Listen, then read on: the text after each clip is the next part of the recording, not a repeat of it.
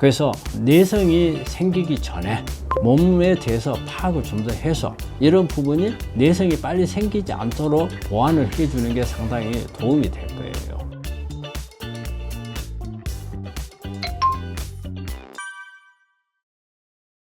저는 폐암 4기인데요. 랭라자 처방을 받아서 먹고 있고요. 야채죽을 먹고 있어요. 뭘 더해야 하는지 몰라서요. 그리고 차가버섯물을 끓여서 차로 늘 마시고 있어요.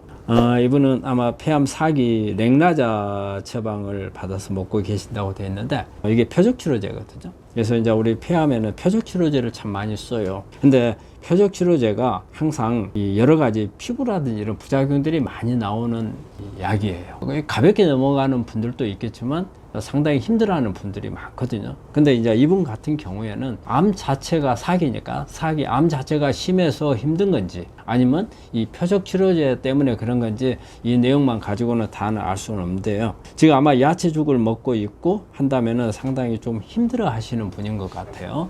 정상적인 식사를 잘 못 하시는 분 같은데, 그리고 차가버섯물을 끓여서 마신다고 했는데 차가버섯이 면역을 이렇게 높이는 그 다당체, 그 베타글루칸이 들어가서 우리 면역을 높여주는 그런 작용을 있거든요. 그래서 이제 이걸 하니까 꼭 나쁘다고는 할 수는 없어요. 하지만 이분이 어떤 그 체계적인로 하고 있는 건지 그런 부분들에 대해서 하고 있지 않다면은 지금 상태에서 하실 수 있다면, 만약에 랭라자라는 약이 어느 정도 시간이 지나면 내성이 생길 거거든요. 그래서 내성이 생기기 전에 몸에 대해서 파악을 좀 더 해서 이런 부분이 내성이 빨리 생기지 않도록 보완을 해주는 게 상당히 도움이 될 거예요. 그렇지 않은 경우에 이런 표적치료제는 언젠가는 내성이 옵니다. 우리 표적제의 특징이 암세포를 100% 죽이는 그런 작용은 못 하거든요. 그렇지만은 이런 표적치료제가 암을 억제하고 있는 동안에 내 면역을 강화한다든지, 그 다음에 내 어떤 영양이라든지 또 어떤 유전자를 갖다가 어떤 변이 된 유전자들을 교정을 한다든지 이런 부분들을 전반적인 검사를 해가지고 거기에 어떤 잘못되어 있는 거, 교정돼야 될 부분들을 같이 겸해서 하면은 훨씬 더 도움이 될 거라고 생각을 해요. 근데 이분에 대해서는 지금 현재 상태가 어떤 원인에 의해서 이렇게 힘들어 하는지가 지금 정확하게 설명이 없기 때문에 한번 그런 내용을 한번 연락을 주셔도 좋고, 여기다 올려주시면 또 답을 드릴 수도 있겠습니다. 다음 질문은요. 우리 교수님 안녕하세요. 저는 그냥 병원 원장입니다. 간암 3기 환자입니다. 어떤 음식 먹으면 좋을까요? 차가버섯 먹어도 돼요. 그래서 아마 그 간암 3기니까 이제 주변의 림프절까지는 이제 간 것 같네요. 그런데 이제 우리가 간암 경우에 음식을 어떤 것을 먹어야 될지에 대해서는 일단 그 간 기능을 좀 봐야 됩니다. 간 기능이 현재 좋으면 여러 가지 할 수 있는 부분들이 있겠지만, 이제 간암이 여러 군데 있어 가지고 간 기능이 안 좋다면은 먹을 수 있는 게 제한되거든요. 그렇기 때문에 그런 데이터를 좀 봐야 될 것 같고요. 그리고 차가버섯 먹어도 되냐고 물어보셨는데, 차가버섯이 면역을 올리는 효과는 좋아요. 근데 이 차가버섯이 모든 사람한테 면역을 다 올리는 건 아니에요. 정말 우리 환자분이 이 음식에 대해서 정확하니 이게 차가버섯이 나한테 면역을 올리는지 안 올리는지 궁금하시다면 이걸 검사를 하실 수 있는 방법은 있습니다. 그래서 그런 검사를 해보시는 게 또 좋겠고요. 그리고 이제 간은 우리가 모든 어떤 음식이라든지 식품이나 먹었을 때 간을 통해서 해독을 하기 때문에 너무 아무거나 함부로 드셔서는 좋지 않거든요. 그래서 이런 경우는 권하고 싶은 게 꼭 검사를 좀 하셔가지고 간 기능 검사를 꼭 해서, 만약에 꼭 여러 가지 궁금하신다면 여기에다가 먹는 음식들을 적어서 보내주어 보세요. 그러면 거기에 대해서 통계적인 답을 드릴게요. 왜냐하면 우리가 이거는 각자에 대해서는 검사할 수 있는 방법이 있어요. 어떤 음식이 내 거 면역을 올리는가 못 올리는가 검사하는 방법이 있거든요. 그렇지만 우리가 일반적인 어떤 음식은 좋고 안 좋고, 간암이 좋고 유방암이 좋고 이런 것들은 나와 있는 거 있잖아요. 이런 차원에서는 제가 설명을 드릴 수가 있습니다. 근데 정확하게 아시겠다면 검사할 수 있는 방법이 있으니까 그런 검사를 해보시는 게 좋고, 그 검사가 잘 모르시면 여기다가 댓글에 남기시면 제가 방법을 가르쳐 드릴 수도 있습니다. 안녕하세요. 레나라정 복용한 지 20일 됐는데 상황버섯 달인물 물처럼 마셔도 될까요? 지금 마시는 중인데 궁금합니다. 바쁘신데 답글 주시면 영광이겠습니다. 레나라 지금 아마 유방암 환자신 것 같아요. 지금 뭐 상황버섯 달인물 물처럼 마셔도 될까요? 이게 버섯 종류는 되게 이제 면역을 아주 강하게 올리는 그런 작용을 해요. 그래서 물처럼 마시는 거 뭐 나쁘진 않습니다. 나쁘진 않는데 우리 암 환자분들이 버섯 종류를 먹을 때 한 가지 좀 주의해야 될 부분이 있어요. 버섯이 면역을 강하다 보니까 가끔가다 자가 면역을 일으킬 수 있어요. 그래서 간 수치가 올라가는 경우가 있어요. 그래서 만약에 검사를 주기적으로 하시는 게 좋아요. 버섯 종류를 장기적으로 복용하시는 분들은.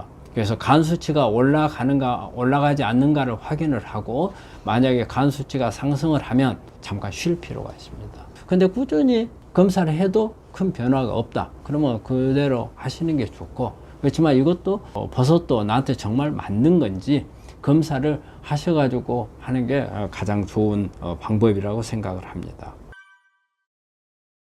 암하고 단백질하고 이런 관계에 있어서는 우리가 이제 암세포도 성장을 하려면 단백질이 필요해요. 그 암세포도 성장을 하기 위해서 단백질을 많이 빼들어 가는 거거든요. 그런데 우리가 암이 걸렸을 경우에 우리 환자들이 뭐 수술하고 항암, 방사선 이렇게 하고 나면은 사람이 체력도 많이 떨어지잖아요. 잘 먹어야 된다고 이렇게 하잖아요. 근데 이럴 때 이제 단백질 섭취를 이제 주로 많이 생각을 하잖아요. 근데 사실은 단백질은 너무 과량의 단백질을 권하지는 않아요. 잘 먹는다는 개념이 단백질을 잘 먹어야 된다. 그것도 잘못된 거예요. 그래서 우리 단백질을 하루에 필요한 양이 있어요. 딱 적당한 양이 있어요. 그 양을 벗어나면은 전부 간이나 신장을 통해서 배설해 버려요. 오히려 많이 먹으면 간이나 신장에, 특히 신장에 부담이 많이 가요.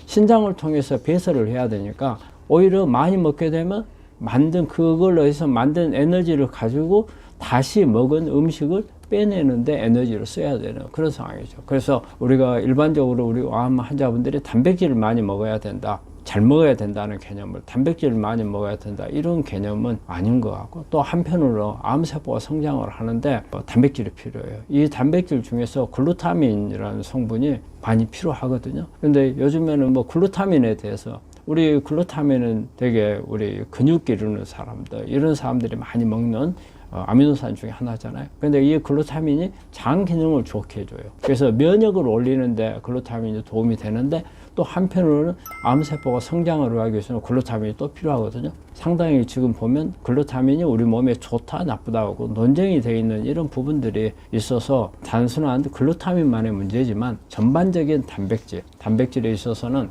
이 단백질이 우리 암하고 이렇게 관련 지어 보자면 성장하는데도 필요하지만, 또 단백질을 우리가 다른 것을 탄수화물이나 지방을 안 먹고 단백질만 먹었을 경우에는 이 단백질을 이용을 해서 포도당을 만들어서 암세포는 또 에너지로 쓸 수도 있어요.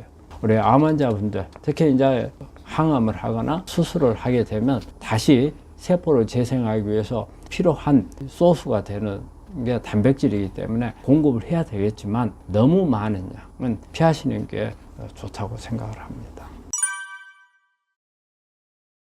우리 일반적인 이제 개념으로 보면 대개 그냥 어떤 체격이라든지 키라든지 이런 거하고 관계없이 보통 말할 때는 한 45g에서 한 50g 정도 이렇게 이야기를 하거든요. 근데 어떤 이제 기준을 맞춰갖고 보자면, 자기 몸무게 있잖아요. 몸무게가 킬로그램이잖아요. 그 킬로그램을 그램으로 바꾸라고 하거든요. 그래서 예를 들어서 50kg다 그러면 50g, 60kg다 그러면 60kg 이렇게 이제 하는 경우도 있고, 또 어떤 경우에는 자기 체중을 g으로 바꾸고 5g이나 한 10g 정도를 빼는 양으로 하라는 경우도 있고, 그래서 어떤 뚜렷하게 하나로 이렇게 정해진 그런 부분들은 아니지만, 대개 봐서는 자기 체중을 g으로 바꾸고 여기에서 조금 조절, 약간 낮추는 그런 개념으로 생각을 하면 하루에 필요한 양이라고 생각할 수 있습니다.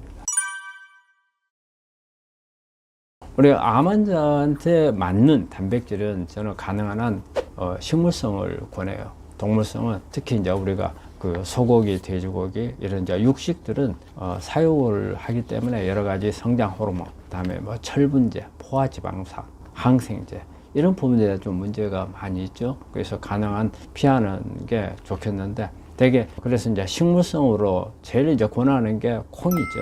그래서 콩은 여러 가지 뭐 두부라든지 낫또 뭐 청국장, 뭐 된장 여러 가지 방법들이 있잖아요. 이런 부분들 가공을 한 이런 제품들을 통해서 보충을 하면은 충분한 보충이 돼요. 그래서 콩은 사실은 보면은 단위 그람당으로 따지면은 고기보다 단백질 함량이 더 높거든요. 그래서 콩이 좋겠고, 그 다음에 이제 견과류 같은 것도 있고요. 그리고 또 달걀도 상당히 그 단백질이 많이 있어요. 달걀이 보통 달걀 하나에 한 7.6g, 어떤 통계를 보면 이런 게 나오더라고요. 7.6g 정도 단백질이거든요. 달걀 하나만 가지고도 한 끼에 필요한 양의 절반 정도가 돼버려요. 그래서 그만큼 달걀도 그런 부분이 있고, 그 다음에 폐류. 사실은 뭐 여러 가지 생선류가 단백질원으로 괜찮하거든요. 근데 되게 물속에서 오래 살지 않는 거, 그래서 폐류부 같은 거 이런 것도 도움이 되는 것 같아요. 우리 뭐 단백질은 단백질 상태로 있으면은 어쨌든 소화력이 좀 떨어져요. 그래서 우리 암 환자분들은 이렇게 항암을 하고 뭐 수술을 하고 또 여러 가지 치료를 하는 동안에 장 기능이 많이 떨어지죠. 그렇게 되면 소화시킬 수 있는 효소가 부족해질 수 있거든요. 그래서 이런 경우에는 단백질로 먹는 것보다는 아미노산 제제로 먹는 게 좋아요. 그래서 아미노산 제제들이 여러 가지들 나와 있죠. 그래서 예전에는 실크 아미노산을 참 많이 먹었어요. 우리 누에고추 있잖아요. 누에고추를 그 가공을 해가지고 분해를 해서 나온 이런 그 실크 아미노산들이 있다가, 근데 이제 이게 동물성이잖아요. 누에도 마찬가지로. 그래서 요즘에 많이 쓰고 있는 것은 콩을 이용한 소이 아미노산을 지금 많이 이용을 하고 있죠. 그런데 어쨌든 소이 아미노산이나 실크 아미노산이나 이런 게 보면은 100% 아미노산화가 잘 안 돼요. 그래서 요즘에는 여러 가지 발효되어 있는 제품들이 많이 나와 있거든요. 그래서 소화력이 좋은 사람들은 우리가 그냥 일반적인 식사를 통해서 단백질을 얻으면 돼요. 그렇지만 소화력이 떨어져 있는 분들은 이런 제품들을 이용을 하게 되면 우리가 크게 소화력에 관계없이 충분하게 아미노산 공급이 되고 단백질 공급이 될 수 있다고 생각합니다. 뭐 그거는 크게 나쁘지는 않다고 보는데, 이제 문제는 거기에 어떤 첨가물이 또 들어가느냐, 이게 이제 중요할 것 같아요. 여기에 보면은 여러 가지 첨가물 중에서 단맛을 내는 이런 부분들, 또 여기에서 소금기, 짠맛을 많이 낼 수 있는 부분들, 그 다음에 그 재료를 가공하는 과정에서 들어가는 여러 가지 이런 부분들. 그래서 이거는 단백질 반화 이런 부분들은 가공을 한 거이기 때문에 우리 환자한테는 그렇게 썩 적합하지 않는 거 아닌가. 아직 그 부분에서 어떤 유해 물질이 얼마나 있는지 우리가 그래서 검토를 안 해봤으니까 잘 모르겠지만, 어쨌든 가공을 하는 것보다는 원 성분 가공하지 않는 자연적인 상태에서 우리가 섭취를 하는 게 좋기 때문에 가장 좋은 방법은 우리가 그냥 자연에서 얻는 그대로 단백질이 더 낫지 않겠나. 암하고 탄수화물하고 관계는, 어쨌든 암은 탄수화물, 즉 포도당을 먹고 크는 거잖아요. 암에 일단은 가장 주의하고 조심해야 될 부분이 탄수화물이죠. 근데 우리가 이제 탄수화물도 여러 가지 개념이 있어요. 탄수화물이 우리가 일반적으로 말하는 포도당이 있는 반면에 그 외에 이제 과당도 있고 또 여러 가지 있는데, 또 우리가 뭐 올리고당도 있고 다당류 계통으로 있어서 이제 식이섬유가 있고, 그러니까 탄수화물 중에서도 이제 단당류가 문제죠. 단당류, 이당류. 단당류는 우리가 일반적으로 말하는 포도당. 그 다음에 이제 이당류는 설탕 이런 부분들이죠. 그래서 우리가 주의해야 될 탄수화물은 그거잖아요. 단당류, 특히 이제 포도당. 포도당은 왜 암하고 사이에서 문제가 되느냐. 우리가 암은 에너지로 쓸 수 있는 게 포도당 뿐이기 때문에 단백질도 먹는다 할 수 있어요. 지방도 이용을 할 수가 있겠지만은 전부 다 하나의 과정을 거쳐서 포도당으로 바뀌어야 되는 거예요. 이게 최종적으로 암은 포도당을 먹고 살고, 또 우리 암세포가 포도당을 먹는 데는 이유가 있어요. 포도당은 어떻게 보면 에너지원으로서는 에너지 비율로 보면 제일 약한 거예요. 그리고 에너지를 만드는 것도 암세포가 만들어지는 과정에서 에너지 효율성이 제일 떨어져요. 에너지 효율성이 한 18분의 1밖에 안 되거든요. 그럼에도 불구하고 암세포가 왜 포도당을 가져가는가? 그게 여러 가지 이유가 좀 있어요. 이 포도당을 이용을 하게 되면 어쨌든 에너지도 만들어요. 대신 효율성이 떨어지기 때문에 많은 포도당을 가져가겠죠. 하지만 그 만드는 포도당을 가지고 에너지를 만드는 중간 과정에서 여기에서 파생돼서 여러 가지 이 암세포를 만드는 데 필요한 물질들을 만들어내는 거예요. 그래서 그게 필요한 거예요. 에너지도 만들지만 파생되는 재료들을 만들어내는 거고, 그리고 또 하나는 여기에서 만들어지는 최종 산물이 젖산이거든요. 이 젖산을 자기 스스로를 보호하는 데 쓰는 거예요. 산성화를 시켜서. 그래서 암세포 주변을 젖산을 통해서 산성화가 되면 우리 면역세포들이 공격을 잘 못하거든요. 그래서 이런 여러 가지 조건에서 가장 암세포가 성장하기에 유리한 부분이 포도당을 이용한 대사거든요. 암세포는 포도당을 좋아하고, 즉 포도당은 탄수화물 중에 하나잖아요. 그래서 암세포는 탄수화물하고 관계는 암세포를 성장하는데 가장 중요한 부분이 되는 거고, 근데 오히려 또 탄수화물 중에서는 우리가 식이섬유 같은 거, 다당류는 암을 억제하는 기능을 가지고 있어요. 이게 다당류는 우리 몸에 있는 효소에 의해서는 소화가 안 돼요. 하지만 우리 장 안에 있는 미생물들은 이 탄수화물을 가지고 분해를 해요. 분해를 해서 오히려 여러 가지 암을 억제하는 물질들을 만들어내요. 특히 뭐 뷰티릭산이라든지 프로피오네이트라든지 이런 지방산들을 만들어내고, 이거는 암세포를 억제하는 유전자를, 특히 H닭 유전자라든지 이렇게 악성으로 가는 유전자들을 억제해버리는 그런 성분들을 만들기도 하고, 또 식이섬유가 장 안에 있는 발암물질들 같은 경우를 빨리 끄집어내버리거든요. 그리고 식이섬유가 또 장 안에 있는 좋은 미생물들을 밥이 되거든요. 오히려 나쁜 미생물들을 몰아내고 좋은 미생물들을 만드는 밥이 돼서 이걸로 인해서 장이 좋아지고 또 면역이 좋아지게끔 하는. 그래서 탄수화물은 어떤 탄수화물이냐에 따라서 다르다고 생각을 합니다.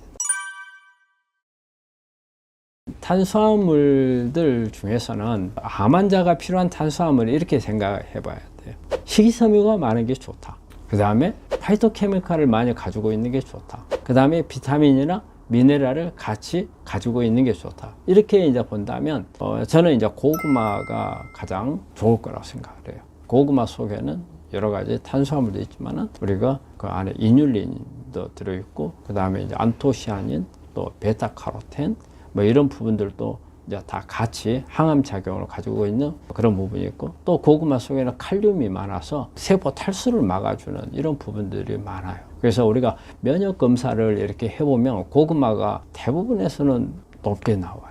탄수화물을 하는 부분에서는 고구마를 제일 추천을 많이 하고, 그 외에 이제 여러 가지 우리 이제 채소라 이런 다 그거죠. 그래서 비트라든지 토마토라든지, 그리고 또 여러 가지 우리 일반적으로 십자화과 식물들에 포함되어 있는 부분들, 여기 이런 부분들은 다 탄수화물이 있으면서 여기에 여러 가지 항암 작용을 하는 성분들을 다 같이 가지고 있고, 또 미네랄도 있고, 이래서 그 야채 종류는 대부분 다 좋은 것 같고, 또 탄수화물, 우리 과일들도 어떻게 보면 탄수화물이에요. 그래서 과일들도 마찬가지로 가지고 있는데, 과일들은 과즙을 좀 피해야 되고, 되게 껍질이 많은 이런 부분들을, 껍질 속에 좋은 성분들이 많이 있거든요. 껍질을 많이 먹는 방법들을 이용한 식품들이 우리 암에 도움을 주는 그런 식품이라고 생각을 합니다. 우리 이제 암하고 지방의 관계는, 우리가 암은 지방을 에너지로 쓰지 않는다, 이렇게 보고 있잖아요. 그래서 요즘에 이제 이거하고 관련된 게 이제 식단이 나온 게 케톤식이잖아요. 그래서 우리 몸에 이제 그 에너지를 만드는 시스템을 한번 봐야 돼요. 우리 몸에서 에너지를 만드는 시스템은 세포 내에 미토콘드리아에서 만드는 에너지 시스템이 있고요. 우리나라 따지면 어떻게 보면 저거는 원자력 발전소 정도 생각해요. 그리고 이제 세포질에서 만드는 에너지 시설이 있어요. 이거는 어떻게 보면 뭐 화력 발전소 정도 된다 생각을 하고. 그래서 우리 몸에는 이 두 가지 엔진을 가지고 있어요. 근데 암세포는 이 미토콘드리아를 이용한 에너지 시스템이 고장이 나 있어요. 그래서 많이 안 써. 그리고 대부분 다 세포질에서 포도당을 이용한 이 에너지를 사용을 하거든요. 그래서 우리 이제 지방을 많이 먹게 되면 사실은 우리가 미토콘드리아를 이용한 과정으로 들어가게끔 돼 있어요. 그런데 방금도 이야기했지만 우리가 암세포는 미토콘드리아 기능이 많이 약해져 있기 때문에 지방을 잘 이용을 하지를 못해요. 그런데 포도당은 뭐 당연히 그대로 이용을 하겠지만 단백질도 사실은 포도당으로 바꿔서 에너지원에 쓸 수가 있어요. 우리가 3대 영양소 중에서 탄수화물하고 단백질은 암세포가 충분히 갖다 쓸 수가 있지만 지방은 못 갖다 쓰는 거죠. 그런데 우리가 이제 케톤 시기 때 이제 지방을 많이 먹어라 이렇게 하고 있잖아요. 지방을 많이 먹으면 암세포가 굶는다. 그런데 이때 뭐냐면 탄수화물이 줄어들어야 돼요. 그리고 탄수화물 공급이 안 된 상태에서 지방을 줘야 암세포가 굶는 거지. 탄수화물도 먹으면서 지방을 많이 주면 결과적으로는 에너지원만 몽땅 주는 꼴밖에 안 돼요. 그래서 우리가 케톤 시기 때 케톤 시기 어려운 이유가 있어요. 케톤 시기 어려운 이유가 탄수화물을 끊지 못해요. 우리 한국 사람들 고기를 먹고 뭐 다른 특별히 요리를 먹지만 마지막에 가면은 꼭 밥을 먹잖아요. 그래서 우리 고기배 따로 있고 밥배 따로 있다고 말을 하잖아요. 그만큼 어느 끼니를 먹어서 아무리 다른 걸 많이 먹더라도 밥을 안 먹으면 뭔가 허전한 그런 부분들이 있잖아요. 그래서 밥을 먹게 되면 고기를 많이 먹고 밥을 먹게 되면 암세포는 아무 영향을 안 받아요. 그러면 어떻게 해야 되느냐? 탄수화물을 줄여야 돼요. 근데 우리가 제대로 케톤식 효과를 내려면 탄수화물을 거의 줄여야 돼요. 그래서 보통 15% 이하 정도를 이렇게 줄여야, 그래서 우리가 쉽게 말해서 포도당을 이용한 엔진을 꺼버려야 한다. 엔진을 꺼야 이게 지방만, 미토콘드리아 대사만 살려놓으면 우리 사람은 미토콘드리아를 통해서 에너지를 얻기 때문에 정상세포는 제 기능을 하는 거고, 암세포는 암세포가 이용해야 할 포도당을 이용한 세포질에서 만드는 에너지 시스템을 꺼버렸기 때문에 암세포는 굶는 이런 개념이 되죠. 그래서 우리가 이제 케톤식이 그래서 나온 거거든요. 그래서 이제 암하고 이렇게 지방하고 관계에서는 이제 그런 부분들을 하는데 사실 이게 엄청 어려워요. 왜냐하면 우리 매 끼를 그리 먹어야 된다는 거잖아요. 그럼 또 언제까지 그렇게 먹어야 될지. 우리가 이렇게 지방만 먹으면 되게 지방을 먹게 되면 느끼하잖아요. 그래서 한 몇 끼만 먹게 되면 대부분의 사람들이 힘들어서 참 어려워요. 되게 이제 극단적인 케톤이 있고 보통 일반적인 케톤 이런 게 있는데 중등도라고 하는데, 그래서 극단적인 케톤 시기는 참 어렵고, 일반적으로 보통 탄수화물을 우리가 일반적으로 먹을 때는 60% 정도가 탄수화물이거든요. 그리고 지방이 20%, 단백질이 20%예요. 그런데 탄수화물 비율을 20% 정도로 줄이고, 그리고 단백질은 그대로 20%로 가고 지방을 60% 정도로 이렇게 바꾸는 게 좋은 방법으로 되어 있어요. 그래서 암하고 지방은 어떻게 보면은 우리가 식사하는 가운데 우리가 암을 이기기 위해서 지방에 대한 부분들이 이런 케톤식이나 이런 부분으로 가는 게 좋지만, 또 하나는요, 지방을 많이 섭취를 하고 내가 탄수화물도 같이 섭취하면서 지방을 많이 섭취하는 것은 오히려 암을 도와주는 꼴이 될 수도 있어요. 그래서 정말 지방을 이용한 어떤 부분들을 하려고 한다면은 탄수화물을 얼마만큼 줄일 수 있는가를 자기 먼저 테스트를 해보고 난 후에 이런 것을 시도를 해야 합니다. 가장 좋은 것은 일단 오메가3죠. 오메가3. 우리가 오메가3가 있고 오메가6가 있거든요. 그래서 우리가 식용유라든지 이런 데 들어있는 것은 대부분 오메가6예요. 그래서 오메가6는 사실은 우리가 약간의 염증성을 유발하는 그런 성향이 있어요. 우리가 세포막을 이렇게 구성하는 게, 우리 세포가 구성하는 게 다른 게 아니에요. 오메가6나 오메가3나 그 다음에 콜레스테롤, 이 세 가지를 가지고 세포막을 만드는 거예요. 우리가 이게 담벼락을 쌓을 때 어때요? 우리 시멘트를 할 때 콘크리트를 하잖아요. 그 콘크리트가 모래하고 시멘트하고 안에 보면 뭐 자갈 같은 거 이런 게 같이 넣잖아요. 그렇듯이 마찬가지로 우리 세포막도 오메가6, 그 다음에 오메가3, 그리고 이 안에 자갈 역할을 하는 콜레스테롤, 이게 들어가서 만드는 거거든요. 그런데 오메가6가 많은 세포는 염증이 많이 생겨요. 그래서 오히려 우리 세포 기능이 떨어지고 여러 가지 만성, 대사성 질환들을 유발시키는 그런 원인이 되거든요. 그러면 이게 오메가3가 많아야 돼요. 그 오메가3는 염증을 억제하고 암을 예방할 수 있는 그런 거기 때문에. 그래서 우리가 지방을 먹으려면 오메가3를 먹는 게 가장 좋고, 그런데 우리 암 환자들이 오메가3를, 그리고 어떤 오메가3를 먹는 게 좋은가 할 때는 식물성 오메가3를 먹으라고 그래요. 동물성 오메가3하고 식물성 오메가3는 좀 차이가 나요. 동물성 오메가3 속에는 오메가3도 순수한 오메가3도 있지만 DHA나 EPA 같은 게 있어요. 그래서 DHA나 EPA는 약간 변형된 오메가3거든요. 그래서 특히 뇌 같은 데에 도움이 많이 되죠. 근데 우리 어떤 뇌 전이암이라든지 또 아니면 뇌암이라든지 이런 거는 이런 동물성 오메가3가 더 도움이 될 수도 있어요. 그래서 DHA 같은 거 이런 건 오메가3는 뇌 안에 잘 들어가거든요. 근데 우리가 일반적인 암에 필요한 것은 순수한 오메가3, PEA라는 말을 쓰는데 이런 순수 식물성 오메가3가 우리 일반적인 암, 뇌암을 제외한 경우에는 오히려 그게 훨씬 더 도움이 될 수 있거든요. 그래서 그 DHA나 EP는 그 세포막을 구성하는 데는 크게 도움이 안 돼요. 근데 우리가 특히 오메가3를 많이 쓰는 것은 세포막 구성, 세포막에 염증을 없애야 되거든요. 그래서 그 염증을 없애면은 이게 그 세포막에서 이게 그 암세포로 정상 세포에 있는 세포막에서 암세포로 바뀌는 것을 좀 막아줄 수가 있고, 그 다음에 오메가3는 여러 가지 암을 억제하는 기능들을 같이 가지고 있거든요. 그래서 어쨌든 우리가 지방을 사용하는 경우에 있어서는 오메가3가 많은 것을 하는 게 좋다. 우리가 일반적으로 가장 많이 쓰는 것은 들깨나 그리고 아마씨에서 추출한 오메가3를 많이 사용을 하고, 또 요즘에는 보면 햄프시드 그것도 많이 있고, 또 우리가 레시틴이라는 것도 사실은 오메가3입니다. 그래서 특히 달걀 같은 데 많은 게 있고, 또 카디올리핀이라는 성분도 이렇게 있거든요. 카디올리핀도 그 오메가3거든요. 예, 그래서 지방은 오메가3를 하는 게 좋다. 근데 올리브 오일 같은 경우도 우리 환자들이 이야기를 많이 하는데 그것은 오메가 9번입니다. 그래서 심혈관 질환에 주로 이제 도움이 많이 되는 거죠. 그래서 올리브 오일은 조금은 다릅니다. 우리 이제 암 환자가 그 피해야 될 고지방 식품은 일단은 트랜스 지방을 피해야죠. 트랜스 지방이라고 하는 것은 우리가 지방에 특히 오메가3나 오메가6에 열을 가했을 때 이게 시스 분자 구조상 시스 타입에서 트랜스 타입으로 바뀌는 거거든요. 분자 구조 우리 그 각이 바뀌는 거예요. 다른 게 없거든요. 뭐 성분이 바뀌는 게 아닙니다.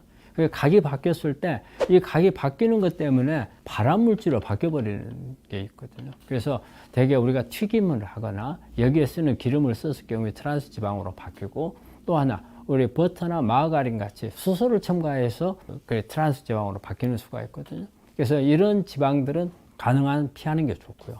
그리고 이제 포화지방산이죠.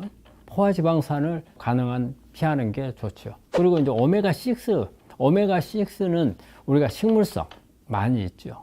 되게 요즘에 많이 쓰는 식용유들이 대부분 다 오메가6죠. 근데 이 오메가6가 사실 우리 몸 안에서 염증성 지방산으로 작용을 해요. 그래서 세포막에 오메가6가 많았을 경우에는 우리 염증, 사실 우리 암도 어떻게 보면 염증성 질환이거든요. 그리고 만성 대사성 질환으로 포함되잖아요. 그러니까 오메가6가 많으면 염증을 일으키는 부분이기 때문에 면역도 떨치고, 그 다음에 암을 오히려 조장할 수 있는 이런 부분들이 되기 때문에 이런 고지방이 많은 부분들은 피하는 게 좋다고 생각을 합니다. 건강한 지방은 암 환자가 하는 경우는 가장 좋은 거는 오메가3죠. 근데 이제 그런 암 환자가 오메가3도 동물성이 있고 식물성이 있어요. 그런데 동물성 오메가3 속에는 사실 이 암 환자가 우리 세포가 정상 세포가 암세포로 넘어갈 수가 있거든요. 그러면 정상 세포에는 어떤 오메가3가 가장 많아야 되느냐? 순수 오메가3예요. 근데 우리가 순수 오메가3하고 우리가 동물성에 있는 오메가3가 차이가 뭐냐면, 이 순수 오메가3가 약간 변형된 게 우리가 DHA, EPA라는, 여러분들 아마 잘 아실 거예요. DHA, EPA 많이 들어보셨을 거예요. 이런 지방이거든요. 그런데 우리 이런 DHA나 EPA 성분에 오메가3는 세포 구성하는데 별로 크게 도움이 안 돼요. 그래서 순수 오메가3가 도움이 되거든요. 그래서 순수 오메가3가 있는 거는 되게 식물성이죠. 동물성에 있는 오메가3는 순수가 일부 있고, 그리고 DHA나 EPA가 있고, 또 여기에 포화지방산이 상당히 많이 포함이 되어 있어요. 그렇기 때문에 실제 동물성 오메가3를 썼을 경우에 우리 몸에 이 정상 세포를 좋게 해주는 데 쓰는 것은 아주 양이 적어요. 근데 식물성은 DHA하고 EPA가 적고, 그 다음에 포화지방산이 얼마 없어요. 그렇기 때문에 거의 대부분 순수 오메가3라고 볼 수가 있거든요. 그래서 우리가 식물성 오메가3를 먹어야 된다고 하는 이유가 바로 거기에 있습니다. 그래서 우리가 암 환자들한테 가장 좋은 오메가3는 대개 식물성 오메가3, 그게 도움이 됩니다. 가장 많은 게 들깨하고 아마씨예요. 들깨가 보면은 오메가3가 참 많죠. 근데 우리 여기서 그 한 가지 짚고 넘어가야 되는 게, 우리가 들깨, 우리 일상생활에서 들깨 기름 많이 먹잖아요. 이 들깨 기름, 우리 환자들한테 들깨가 좋다면 이 들깨 기름을 먹어요. 근데 대개 이 들깨 기름을 어떻게 만드느냐가 중요해요. 대개 고온 압착 방식이에요. 그래서 열을 줘가지고 볶아요. 그 다음에 이것을 압착을 해요. 그리고 짠 거거든요. 그 다음에 이걸 보관을 어디다 해요? 병에다가 보관을 해요. 그 보관을 하는데, 그럼 이 기름을 먹는 게 좋으냐? 근데 이건 우리 환자들한테 권하지 않거든요. 왜냐하면 오메가3는 산패가 아주 잘 돼요. 그래서 공기에 노출이 되거나 비단에 노출이 되면은 이게 산패가 돼요. 근데 병에다가 봐도는 기름은 이걸 계속 어때요? 병 뚜껑 열어가지고 기름 좀 하고 또 다시 닫아놓고 다음날 또 쓰고 뭐 한 달 내 쓰잖아요. 그 사이에 다 산화가 돼버려요. 그래서 들깨 기름을 한다 하더라도 우리가 일반적으로 생활에서 사용하는 이런 들깨는 우리 암 환자들한테는 바람직하지 않아요. 그럼 들깨 기름을 어떻게 먹어야 되느냐? 그날 갈아가지고 그날 먹는 게 최고예요. 아니면은 그냥 생으로 먹어도 괜찮아요. 근데 들깨를 그냥 먹으면 약간 비린내가 나죠. 그래서 들깨 먹기가 어려운데, 그러면 아마씨가 좋아요. 아마씨는 실제 저도 아마씨는 종종 먹는데요. 그냥 실체 먹어요. 그러면 약간 고소한 맛이 나요. 그래서 간식 비스무리도 먹기도 하거든요. 그래서 아마씨를 그렇게 먹는 게 괜찮하고요. 그리고 대부분 다 이 아마씨는 다시 볶을 필요가 없어요. 대부분 외국에서 우리나라에서 생산이 많이 안 되기 때문에 외국에서 수입에 들어오거든요. 이 수입에 들어온 아마씨는 대부분 다 약간 볶아가지고 들어와요.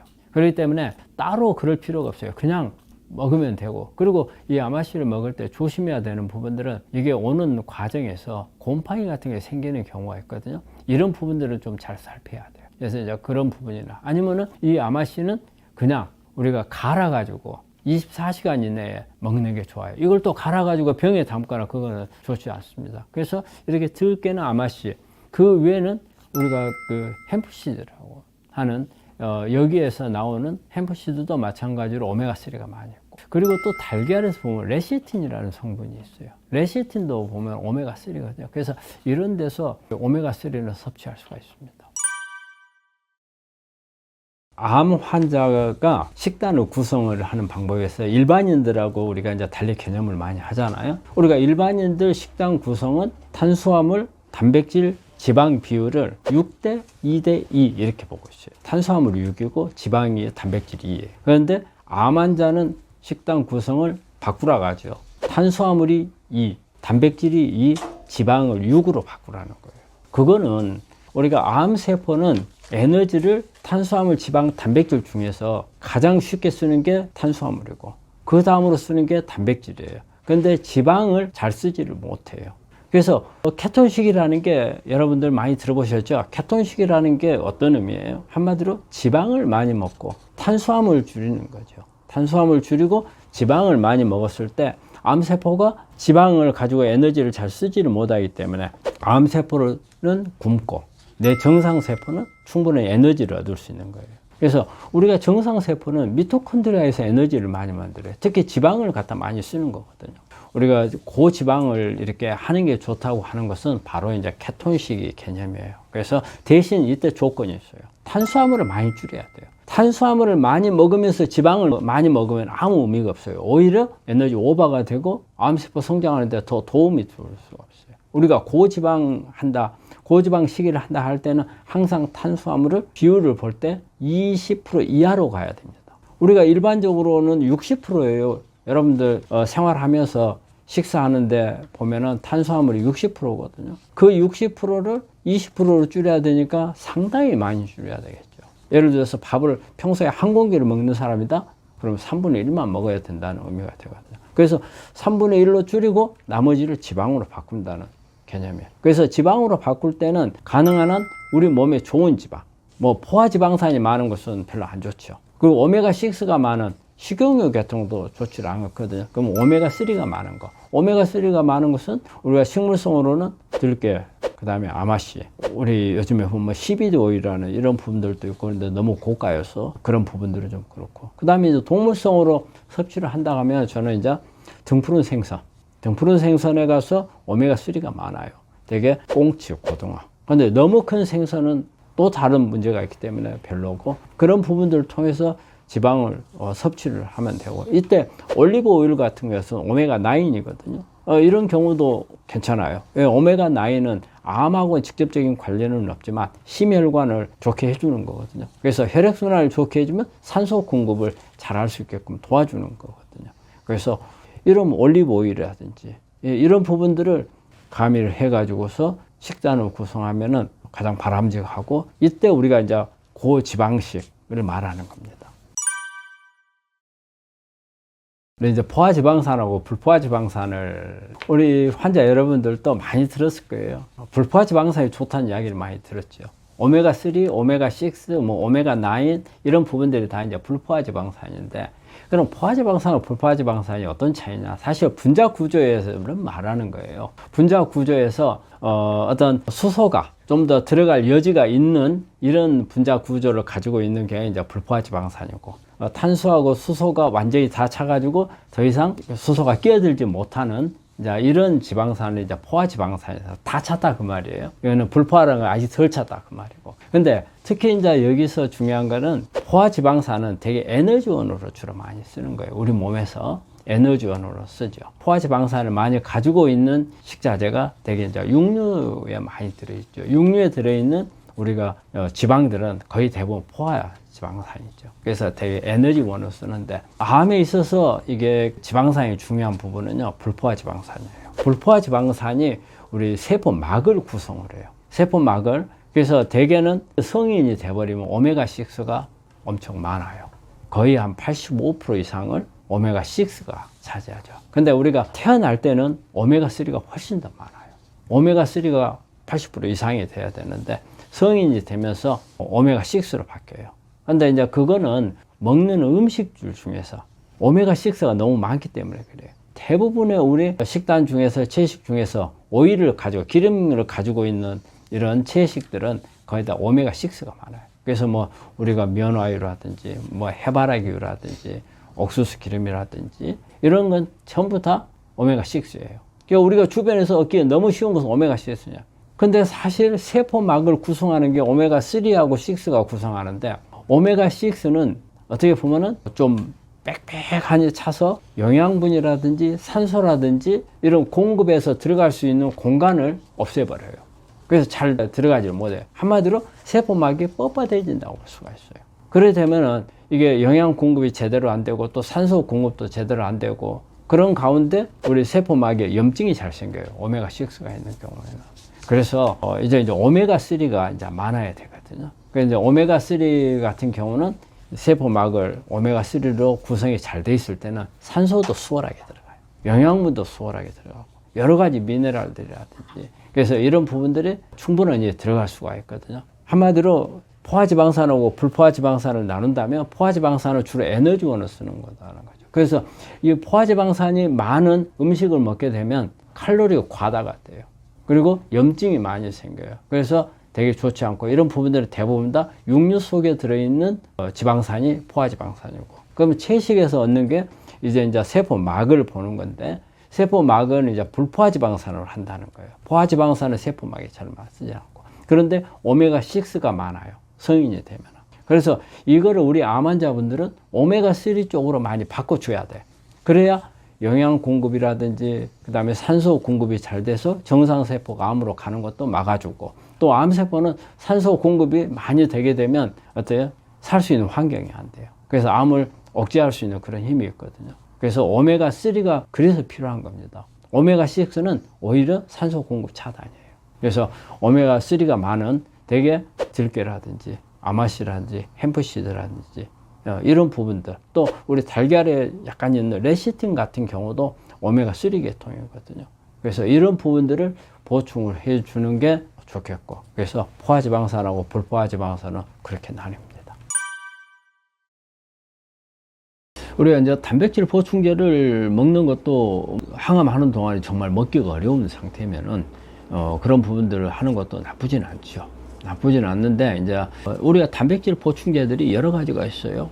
우리가 요즘에는 가장 많이 쓰고 있는 게 콩을 중심으로 한 뭐 소이 아미노산이라는 거 이걸 많이 하죠. 예전에는 우리가 이제 실크 아미노산, 실크 그 누에고추에서 추출한 아미노산을 많이 이용을 했는데 요즘에는 소이 아미노산. 근데 그 중에서도 또 특히 이제 발효한 소위 아미노산 이런 부분이 상당히 도움이 되고 그리고 그 외에도 보면 아미노산 제제들이 조금 나와 있어요. 그래서 이제 글루타민 같은 경우도 있는데 글루타민 같은 경우는 사실은 원래 암세포가 글루타민을 좋아합니다. 우리가 글루타민은 또 우리 면역을 높여주는 그런 효과도 많이 있거든요. 우리가 이제 항암을 하게 되면 장 점막 손상을 많이 받잖아요. 그러면 이런 부분들 회복을 해주는 효과도 있어서 암세포가 암 성장하는데 글루타민이 필요하지만 우리 모든 음식에는 글루타민이 많이 들어있어요. 그래서 우리가 이런 부분들을 글루타민을 많이 안 넣어준다 하더라도 우리가 먹는 음식 속에 있는 글루타민을 암세포로 가져가게 됩니다. 그래서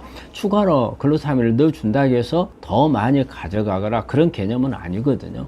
오히려 장 점막 손상을 막아서 장을 좋게 해가지고 면역을 높여주는 그런 효과도 있기 때문에 글루타민도 조금 섭취하는 것도 괜찮고요. 그래서 아니면 이제 우리가 보조제를 먹기에 앞서서 우리가 약간의 어떤 좀 가공을 한다거나 조리하는 방법을 통해서 단백질을 조금 더 높일 수 있는 방법들은 생선이라든지 이런 부분들을 가지고 환자가 먹기 좋게끔 조리를 하는 것도 도움이 되겠고 꼭 그런 부분들이 다 안 될 때는 이런 보조제를 써야 되고 또 아니면 우리가 주사제를 이용을 해서 수액제를 통해서 아미노산을 또 보충하는 이런 방법들이 있거든요. 그래서 다양한 방법들이 있습니다. 그래서 내가 먹지를 못하면은 수액제라도 이용을 하셔야 되고 어쨌든 암 치료하는 동안에는 충분한 영양소 공급, 균형에 맞춰진 영양소 공급이 되어야 항암을 잘 견딜 수가 있고 또 이로 인한 부작용들을 우리가 잘 이겨나갈 수가 있습니다.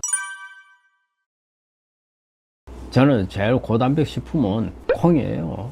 콩은 사실 육고기하고 비교를 해서 단백질이 100g 기준으로 해볼게요.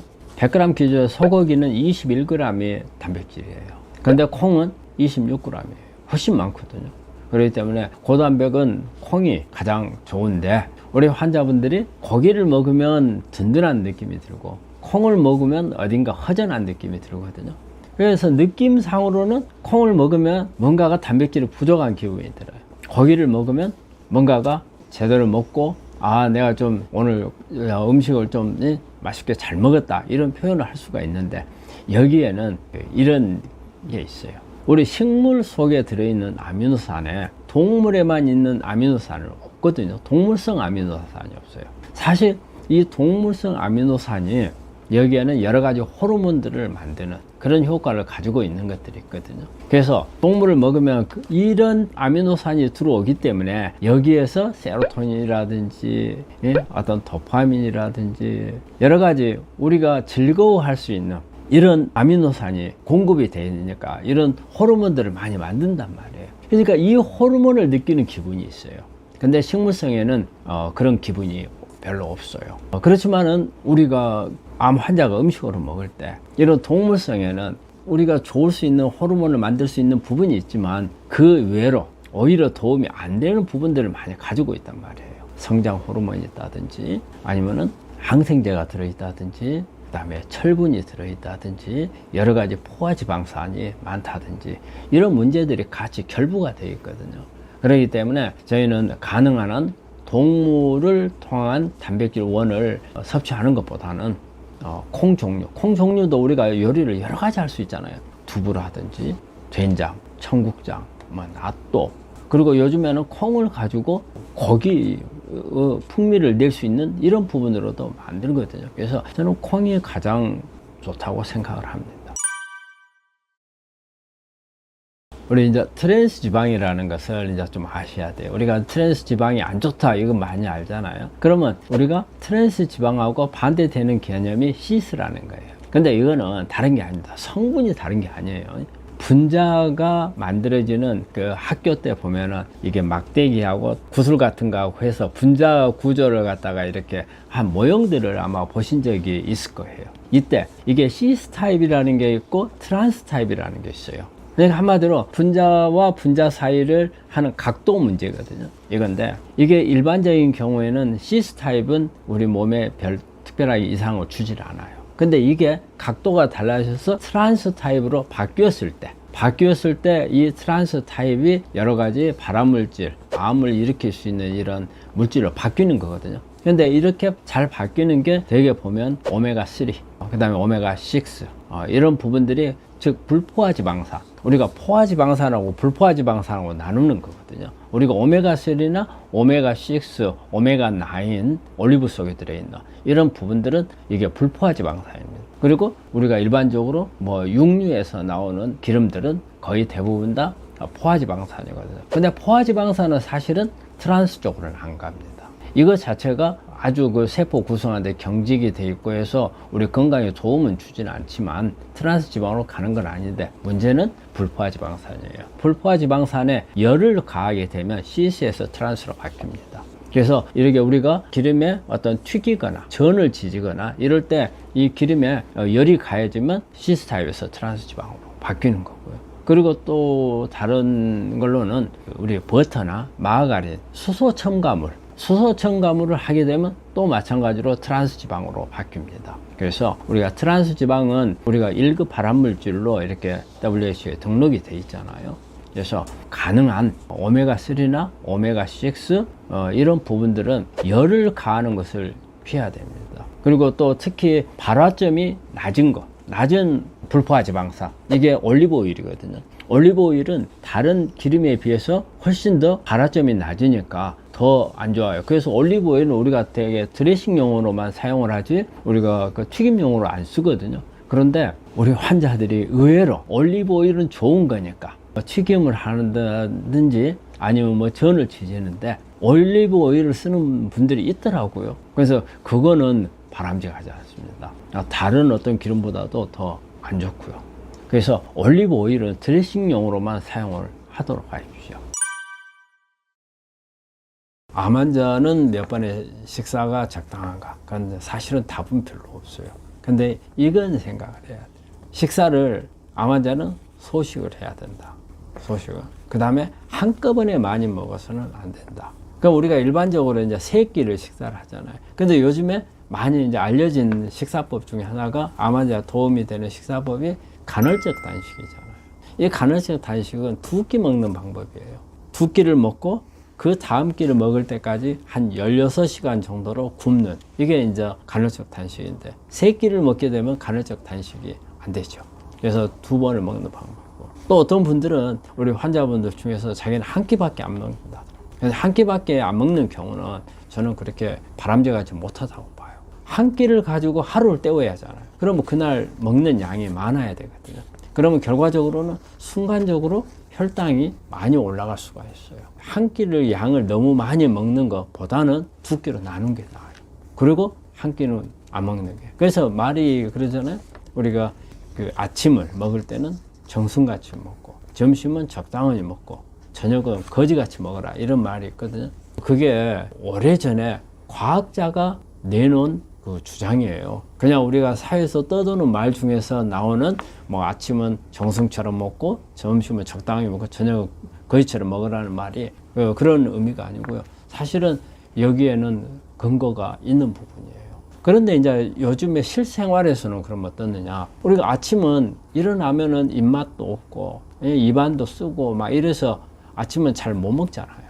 근데 이론적으로 따지면 아침을 가장 많이 먹는 게 맞아요. 왜냐하면 우리가 사람이 오전에 일을 가장 액티브하게 하거든요. 오후가 되면 피곤하잖아요. 그래서 오전에 액티브하기 때문에 액티브하게 일을 할 때 필요한 에너지가 들어와야 되니까 아침을 제일 많이 먹는 것은 맞아요.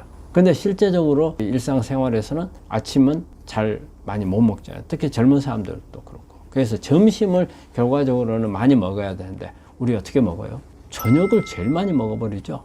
점심을 적당하게 떼어버리고, 말 그대로 적당하게 해요. 근데 저녁을 많이 먹어버려요.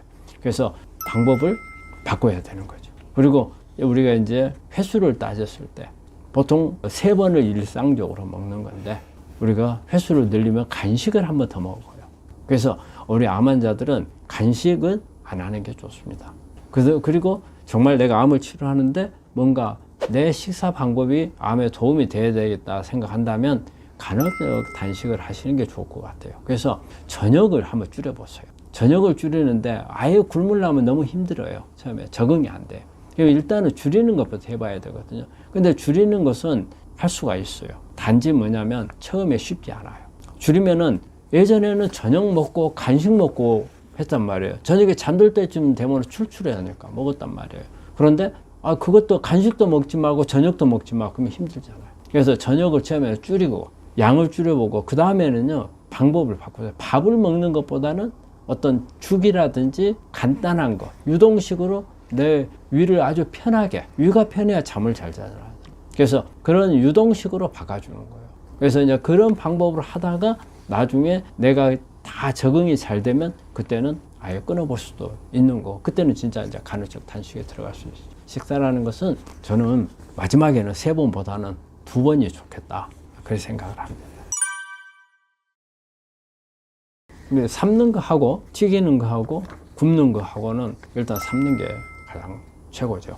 사실 구운 거는 특히 이제 고기 종류에 이렇게 구우면은 사실 여기에서 이제 다이옥신 같은 게 많이 발생을 하고, 그 다음에 튀기는 것은 되게 이제 트랜스 지방이 많이 만들어지기 때문에 그거는 뭐 우리 암 환자들은 절대 이제 피해야 될 부분인데, 삶는 거. 그럼 삶는 것은 뭐 이거하고 어떤 장점이 있느냐? 우리가 일반적으로 뭐 채식을 해서 삶는 경우는 부드럽게 만들어서 먹기 때문에 우리가 오히려 식이섬유가 많아지는 그런 효과가 있어요. 그래서 이제 이런 부분들이 좋지만, 우리가 이제 육고기 같은 경우에 특히 이제 삶아서 먹는 게 상당히 그냥 먹는 것보다도 더 좋은 것은 뭐냐면, 우리 육고기 속에 들어있는 여러 가지 철분이라든지, 그 다음에 성장 호르몬이라든지, 그리고 뭐 그 안에 뭐 항생제 같은 거 사육하면서 이런 부분들을 씻어내버릴 수 있는 그런 효과가 있어요. 빠져나오게끔. 특히 수육 같은 걸 만들면 그렇잖아요. 그래서 저는 뭐 고기를 가능한 안 먹는 게 좋지만, 저는 농담 삼아서 고기를 우리 환자들이 막 먹고 자면 암을 치료해서는 먹지 마라. 근데 안 먹으면 죽을 것 같으면 한 번은 먹어라. 나 이런 말 하는데, 그럴 때 그렇게 먹을 때 수육 같은 거 삶아서 만들었잖아요. 이런 거는 오히려 낫죠. 그래서 우리가 조리를 하더라도 암 환자가 조리를 하는데 가장 좋은 방법은 삶아서 먹는 거. 이제 이 방법이 가장 좋은 거예요. 우리 이제 암 환자분들이 우리가 식전에 이 개념을 한번 생각을 해 보시는 게 좋아요. 우리가 음식을 먹으면 우리 몸에서 음식을 받을 준비가 돼야 되거든요. 근데 우리가 이 음식을 먹을 때 갑작스럽게 먹는 경우, 이럴 때 이제 문제점들이 있어요. 그래서 대개는 이제 식사를 너무 빨리 하는 경우. 그래서 우리가 보통은 우리 위에서는 이제 우리가 음식을 먹을 거라고 이렇게 내 눈이 벌써 음식이 보이잖아요. 그러면 이제 위에서 우리 뇌에서는 이 음식을 나한테 넣어줄 걸로 생각을 해요. 그래서 이제 준비를 하는 과정이 있어요. 어때요? 위 안에 위산을 준비를 하겠죠. 그 다음에 효소들을 준비를 하겠죠. 그 다음에 이 음식을 먹으면 얼마쯤 있다가 들어올 거라는 계산도 한단 말이에요. 그 다음에 양은 얼마나 들어올까, 이런 부분들이 있어요. 근데 우리가 음식을 먹을 때 되게 이제 급하게 먹는 사람들은 막 한 서너 번 씹고 삼켜버리잖아요. 정말 좋은 거는 우리가 30분 정도 씹으라 하거든요. 그러면 씹고 있는 동안에 우리 침 속에 있는 아밀라제 성분이 나와서 탄수화물 계통에 이 부분들을 분해를 시켜요. 효소가 나와서. 그리고 이제 이렇게 잘게 썰어 놓은 게, 잘게 썰게 되면 이제 위에서 이제 받을 준비를 해요. 그래서 이게 들어오면 위산이 단백질 부분을 다 녹이잖아요. 그래서 소화를 시켜요. 그리고 십이장을 통해서 작은 창자로 내려 보내주거든요. 그러면 췌장이나 담즙이 나와가지고 단백질과 지방을 소화를 시키는 거죠. 그래서 이런 일련의 과정이 시간 인터벌이 있어요. 그런데 이런 인터벌을 무시하고 막 그대로 삼켜버리는 이런 부분들이 되면은 별로 좋지를 않은 거죠. 그리고 또 우리가 음식을 먹을 때 여러 가지 사전에 우리가 음식 먹으면 먼저 우리 음식 먹기 전에 그 에피타이저 같은 것을 가볍게 먹어서 일단은 내 몸에 뭔가가 부드럽게 준비할 수 있는 부분들을 만들어 주는 것도 좋겠고, 그래서 우리 암 환자분들은 소화력이 일단 떨어져요. 근데 그 소화력에다가 부담을 주면 안 되니까 그 소화력을 가지고서 최대한의 효과를 낼 수 있는 이런 준비들을 아마 식사 전에는 해야 될 거라고 보고요. 그리고 식전에 절대 안 되는 부분은 물 마시면 안 됩니다. 식전에 미리 물을 마셔버리면 음식을 먹을 때, 진짜 음식을 먹을 때 소화를 못 시켜요. 왜? 위산이 희석이 돼버려요. 그리고 우리가 음식을 다 먹고 난 후에도 어느 정도 위 안에서 소화가 될 때까지는 물을 마시는 것보다는 보통 한 30분 있다 마시는 걸 권하거든요. 그게 전부 다 위 안에 있는 산도가 높아야 음식 소화를 시키기 때문에 그래요. 그래서 음식 먹기 전에도 그런 준비가 필요하고 음식 먹고 난 후에도 물은 좀 띄워서 먹는 게 좋습니다. 우리 암 환자분들이 식사를 하고 나서 좀 주의해야 될 부분들은 일단은 물 문제가 있어요. 물을 먹고 나서 바로 물을 마시는 건 좋지 않습니다. 최소한 30분 정도 있다가 물을 마시는 게 좋아요. 그거는 우리가 음식이 위에서 어느 정도 소화를 위산을 많이 나와서 음식이 소화가 돼야 돼요. 그런데 이 소화가 되기 전에 물을 마셔버리면 소화력이 떨어져 버려요. 가능한 한 물을 늦게 마시는 게 좋겠다. 우리가 음식을 먹고 난 후에 운동을 어떻게 해야 될 건가? 음식을 먹었으면 빨리 소화가 돼서 또 운동을 하게 되면 소화력이 높아지잖아요. 그래서 이제 언제 운동을 하는 게 좋을 건지. 되게 우리가 30분 이내에 운동을 하게 되면 잘못하면 안에 구역질 같은 게 날 수 있다고 그래요. 그래서 그런 부분들을 좀 피해서 30분 이후에 하는 게 좋은데, 이때 위암 수술을 한 분들이 있어요. 위암 수술을 한 분들은 반대해요. 위가 수술을 하게 되면 위 안에 있는 이게 유문이라는 게 있어요. 위에서 이제 12장으로 내려가는 문이 있는데, 이 문이 우리가 음식을 먹었을 때 꽉 밑에 잡아줘요. 그러니까 음식이 빠져나가지 못하게 소화가 될 때까지 문을 안 열어줘요. 소화가 다 되면 이 문을 통해서 음식이 차근차근적으로 내려가게끔 해주거든요. 근데 위 수술하게 되면 이 문이 없어져 버려요. 그러니까 소화도 되기 전에 이게 바로 내려가 버리거든요. 그렇게 되면은 우리 장에서 이게 소화가 다 안 돼서 내려오기 때문에 장 트러블이 생길 수가 있어요. 이걸 우리가 이제 덤핑이라는 이야기를 하는데, 덤핑 증상이 나올 수가 있거든. 그래서 위 수술을 받은 분들은 오히려 반대로 음식을 먹고 나서 한 30분 동안 누워 있어야 돼요. 일어서서 운동을 하게 되면 덤핑이 올 수가 있어요. 한 30분 동안 누워 있으면 우리가 서 있을 때는 그 쭈르륵 밑으로 내려가 버리잖아요.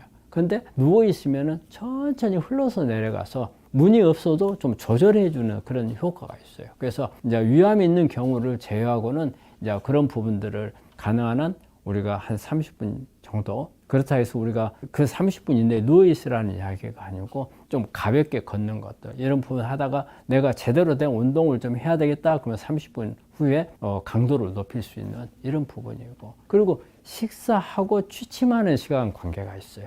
되게 이제 저녁을 먹고 그 다음에 이제 취침을 해야 하잖아요. 그러면은 어느 정도 간격을 띄우는 게 좋은가? 이때 이 간격을 3시간이라고 해요. 3시간 정도. 그러니까 내가 저녁을 먹었다, 7시에 먹었다, 그러면 최소한 잠은 10시 이후에 자라는 거죠. 그 안에는 가능한 한 하지 않는 게 소화하는 데도 도움이 되고, 우리 일주기라는 거 있거든요. 하루에 패턴이 있어요. 이 패턴을 맞추는 게 앞으로는 그 암 예방하는 데라든지 암을 관리하는 데 있어서 상당히 중요한 부분이거든요. 그런 3시간 띄우는 거, 이런 부분들, 이런 게 중요하고, 그리고 식후에 우리 암 환자의 스트레스가 많잖아요. 그래서 어떤 식후에 어떤 기분 나쁜 이야기라든지 요하고 어떤 껄끄러운 그런 부분들이 있을 때는 그런 부분들은 식후에는 가능한 하지 않는 게 좋다. 이런 부분들을 지키는 게 아마 식후 관리가 되지 않겠나 싶어요. 우리 암 환자가 식욕 부진이 오는 경우는 대개 이제 어떤 항암을 한다든지 수술을 한다든지 방사선을 하는 동안에 이제 입맛이 없어져 버리는 걸 말하거든요. 그래서 어떤 약물에 의해서 입맛이 없어지는 경우도 있고, 수술을 하고 나면 수술 회복하는 동안에 우리가 장 기능이라든지 이런 것이 돌아오지 않기 때문에 할 수 있는 부분들이 있고, 그 다음에 방사선 같은 경우도 상당히 피로가 많이 쌓이는 그런 치료법 중에 하나거든요. 그래서 이제 식욕이 없어지는 경우가 있어요. 이런 경우는 이제 원인을 이제 없애주는 게 중요하죠. 그럼 항암을 할 때 식욕 부진이 심하면 뭐 약을 조절한다든지, 그 다음에 우리가 수술이나 이런 것은 어떤 회복을 할 수 있는 방법하고 같이 겸해서 이런 부분들이 해결이 되면 식욕 부진 해결이 될 건데, 이런 부분들하고 같이 결부해서 여러 가지 요소들이 이제 많이 참여를 하죠. 우리가 환자분들이 침대에서 오랫동안 누워 있으면은 일반 사람들도 누워 있으면 입맛이 떨어지는 게 있고, 또 우리가 움직이지 않았을 때 입맛이 많이 떨어진단 말이에요. 기력이 떨어지면서.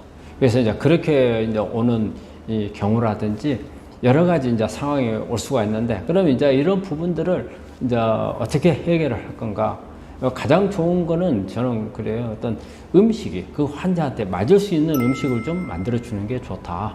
또 조리법도 좀 변화를 주고, 또 우리 환자들이 제가 이제 경험으로 보면은 우리 환자분들이 이게 병원에서는 밥을 잘 안 먹어요.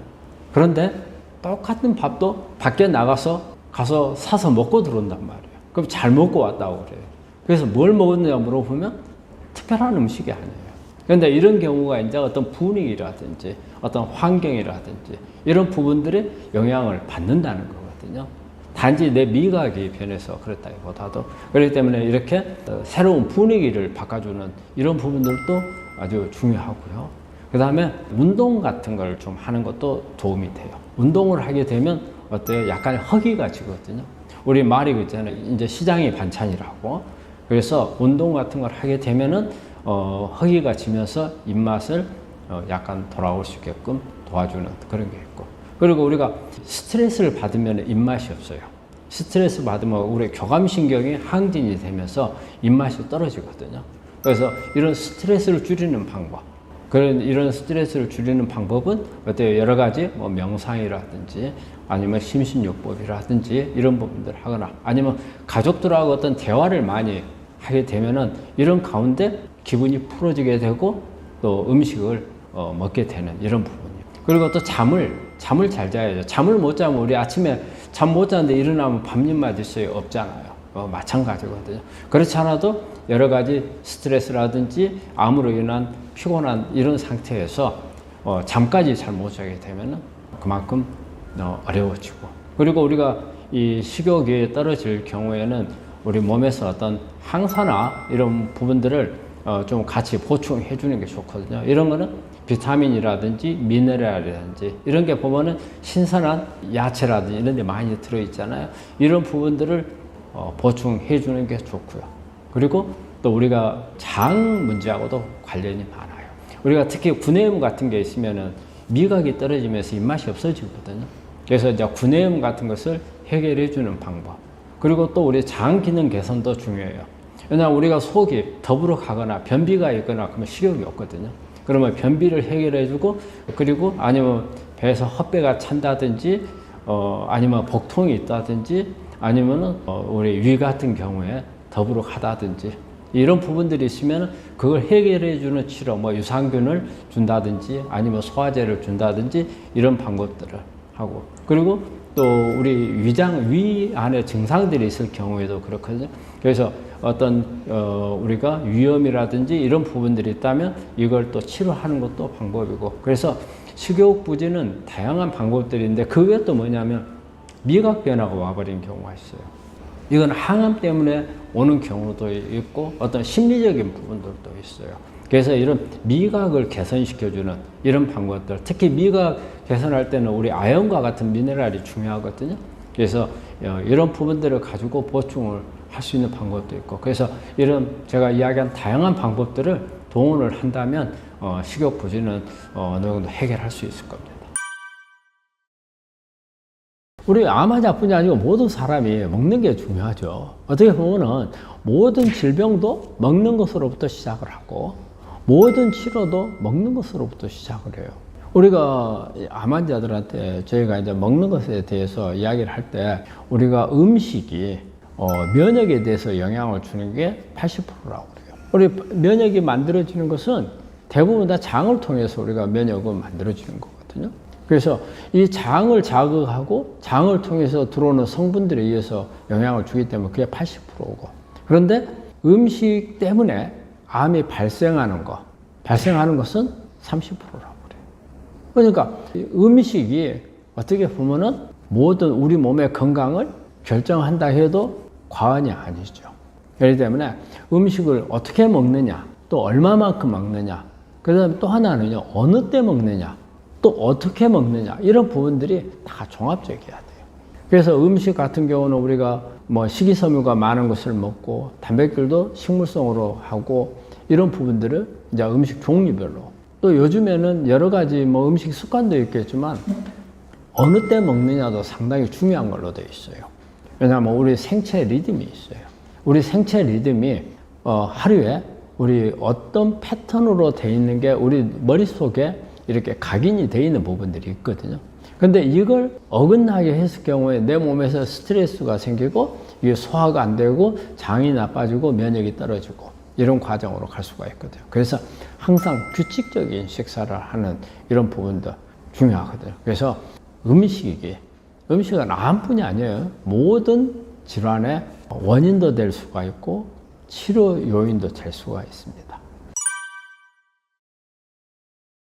우리가 일단 소화는 우리 입에서 시작을 해서 항문 있는 데까지예요. 모든 장에서 소화 문제. 그렇기 때문에 소화를 잘 되기 위해서는 이 과정에서 다 좋아야 돼요. 그래서 우리 몸에 일단은 우리가 소화가 잘 되려면 먼저 우리 머릿속에서 소화를 하기 위한 준비가 돼야 돼요. 그러면 우리 뇌에서는 어떠냐면 음식은 하루에 3번 들어온다고 생각을 하는 거죠. 일반적으로 아침, 점심, 저녁이 들어온다고 생각을 해요. 그러면 우리 뇌에서는 우리 주인은 아침에 8시에 항상 밥을 주더라. 그러면 8시쯤 되면 우리 뇌에서는 이제 음식이 들어오니까 소화를 해야 되겠다 해서 소화 준비를 해요. 그리고 점심은 12시다. 그러면 12시에 준비를 하는 거거든요. 그럼 가능한 한 그 시간에 맞춰서 음식을 먹는 게 소화에 도움이 되죠. 왜? 머릿속에서 이미 준비가 됐으니까. 그리고 또 우리가 이제 음식이 들어와요. 입으로 들어왔어. 입으로 들어오면 우리 위나 작은 창자에서는 이제 좀 있으면 씹어서 음식이 내려온다. 그러면 이거에 대한 또 준비를 하는 거예요. 그래서 이게 준비하는 동안에 우리 입안에서 아주 여러 차례 천천히 이렇게 씹어주는 게 좋아요. 그래서 어느 정도 입에서 감당할 수 있는 소화 효소 아밀라제죠. 이거에 의해서 약간은 소화를 시키고 그리고 위로 넘기는 거죠. 그래서 자주 씹는 게 중요하고 그리고 천천히 시간이 너무 빨리 음식을 먹게 되면 우리 혈당 수치가 순간적으로 올라갔다가 떨어져요. 그렇게 되면 순간적으로 올라가는 것 때문에 많이 한꺼번에 올라가니까 인슐린이 너무 많이 나오게 돼 있어요. 그럼 나중에 인슐린 저항이 되죠. 그래서 나중에 어떤 비만도 문제가 되고 암도 문제가 되고 암에 나쁜 영향을 줄 수밖에 없다. 천천히 먹는 게 좋고 그리고 음식을 먹을 때 물 같은 것을 먹을 때도 물을 같이 먹는 것은 아주 안 좋은 습관이에요. 물을 많이 마시게 되면 음식을 먹으면서 물을 마시면은 위산이 희석이 돼요. 그래서 희석이 돼버리니까 우리 위에서는 위산이 나와가지고 이 위산이 단백질을 녹인단 말이에요. 이 위산의 산성도가 1 정도 되거든요. 그런데 물을 먹어버리면 희석이 돼서 단백질 소화가 잘 안 되죠. 그리고 이제 어때요?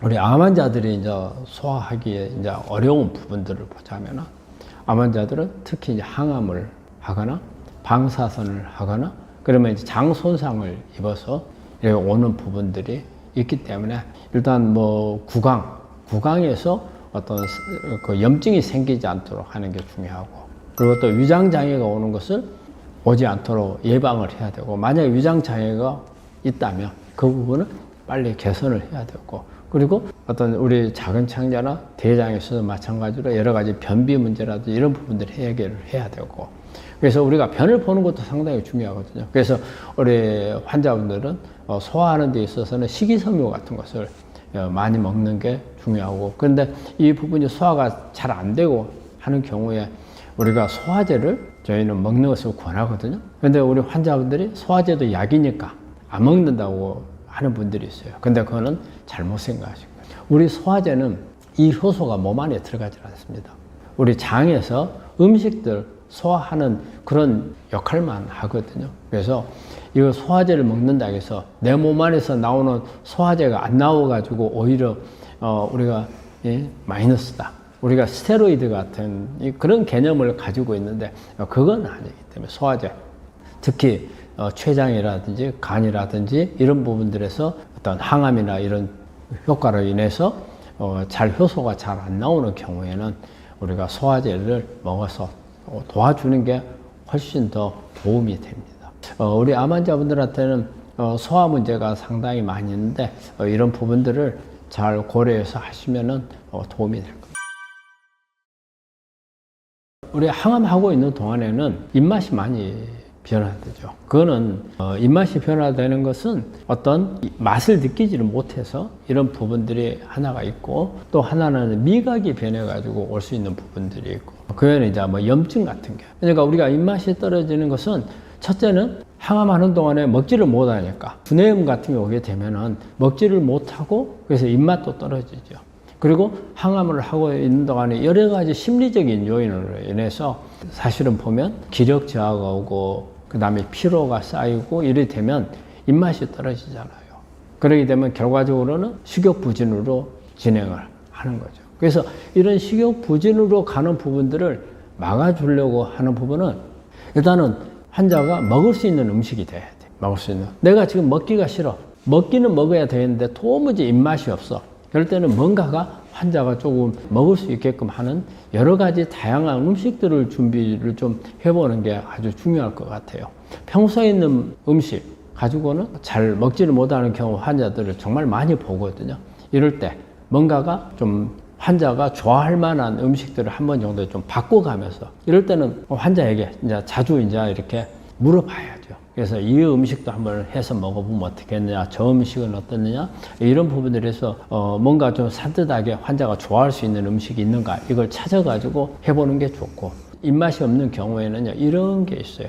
구내염이라든지 소화가 잘 안 된다든지, 그래서 뭐 복통이 있다든지 아니면 뭐 속이 쓰린다든지 어떤 장 문제, 이런 부분들이 같이 겹칠 수가 있어요. 그래서 그런 증상들을 또 해결해 주는 게 우리가 입맛이 돌아올 수 있는 부분이고, 또 하나는 운동 부족. 우리가 하루 종일 움직이지 않고 있으면은 우리 건강한 사람들도 입맛이 없어져 버려요. 암 환자는 더 그렇다고 볼 수가 있죠.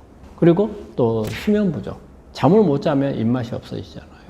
그리고 스트레스. 우리가 잘 밥 먹고 있다가도 누가 옆에 와가지고 갑자기 나를 갖다 놀래게 하는 이야기를 했다든지, 뭔가 근심거리를 이야기를 했다든지, 이런 경우에 입맛이 없어지잖아요. 그렇듯이 이 환자에 대한 스트레스가 되지 않도록 그런 부분들을 보완을 해줘야 되고, 그리고 가능한 한 환자들하고 입맛이 없는 사람하고 혼자 밥 먹게 하는 게 참 안 좋아요. 혼자 먹으면 더 입맛이 없어요. 그래서 조금 뭔가 긍정적인 대화를 할 수 있고 즐거운 분위기를 만들 수 있는 몇 사람이 같이 앉아서 이렇게 음식을 먹으면 그 분위기에 휩싸여 가지고 또 환자들이 식사를 할 수가 있거든요. 이런 부분들은 심리적인 부분들하고 관련이 많죠. 그런데 이제 심리적인 부분이 아닌 미각 상실 부분이 상당히 있거든요. 우리 항암제는 이것도 입 안에도 마찬가지로 입 안에 있는 신경들도 말초신경이거든요. 그래서 항암제가 말초신경 손상을 오잖아요. 그렇듯이 구강 안에 있는 신경도, 감각을 느끼는 이런 신경들도, 미각을 느끼는 신경도 이게 말초신경에서 손상을 받습니다. 그러면은 느끼지 못하거나, 맛이 감각이 없어요. 어느 경우도 있고, 또 감각이 달라져 버리는 감각 이상이 올 수도 있어요. 뭐 아주 짠데도 짠맛을 못 느낀다든지, 아주 막 쓴맛이 나온다든지, 이런 부분들이 있을 수가 있거든요. 대개 이런 경우는 미네랄 보충을 가지고 합니다. 특히 이제 아연 계통에. 그리고 테스트를 할 수가 있어요. 내가 미각 손상이 좀 왔는지 안 왔는지는 아연 제품을 좀 혀에다가 떨쳐보면 되게 아주 건강한 사람들은 엄청 떫은 증상이 나와요. 그런데 이렇게 미각 손상을 받은 분들은 감각을 못 느껴요. 뭐 밀가루 맛이라든지, 뭐 금속 맛이라든지, 뭐 아무 맛도 없다든지, 이런 표현을 하거든요. 이건 벌써 미각 이상이 온 거거든요. 이럴 때는 아연이라든지 이런 부분들을 보충해 주고, 딱 아연만이 아닌 경우 같으면 우리 여러 가지 미네랄 제품, 그리고 이런 미네랄이 많이 들어있는 채소에 많이 들어있잖아요. 채소, 과일, 이런 부분들을 같이 섭취하게끔 해주면 이런 입맛 없는 부분을 조금 보완할 수 있습니다. 우리 식이요법은 특히 이제 암 환자분들이 암이 걸리기 전에 식이요법에 생각하는 부분하고, 암을 걸리고 난 후에 식이요법에 대한 개념이 다르다고 봐요. 암을 걸리기 전에는 맛있는 식도락 개념으로만 많이 했잖아요. 그러다 보니까 어떤 건강적인 면에서 생각을 많이 안 했죠.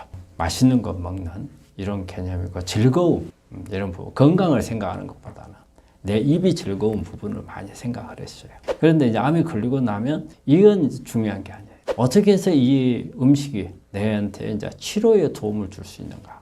그래서 암을 어떻게 해서 억제해 줄 수 있는가? 면역을 어떻게 높여줄 수가 있겠는가? 또 이 음식이 장에 들어가서 우리 장이 또 면역하고 관련이 많고 암하고 관련이 많거든요. 그러면 이런 부분들을 어떻게 우리 장을 좋게 해주는 음식을 먹는 건가? 항상 이제 머릿속에서 달라진 거죠.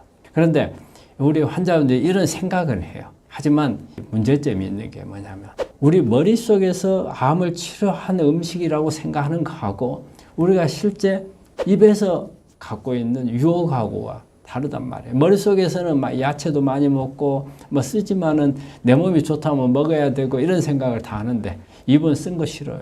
그 다음에 맛이 없으면 또 싫어요. 아무리 효과가 있어도. 그래서 그런 차이점이 있는데 음식이라고 하는 것은 그렇게 내가 우리 암에 걸리기 전과 후가 다르고 암에 걸리고 난 하루의 음식은요. 이거는 음식이 약이 돼야 되는 겁니다. 음식이 돼서는 안 돼요. 약이 되어야 돼요. 그리고 하루에 우리가 3번 어떻게 보면은 가장 어떤 약보다도 쉬지 않고 먹어야 되는 부분이기 때문에 어떻게 해서든지 이 3번이 단순한 음식이 아닌 약이 되게끔 만드는 게 중요하다고 생각을 하거든요. 그래서 음식은 암을 치료하는데 우리가 공부를 하는 거하고 비교를 하자면 국영수가 우리 사실은 모든 공부에서 기초가 되듯이 우리 음식이 기초가 되어야 된다고 생각합니다.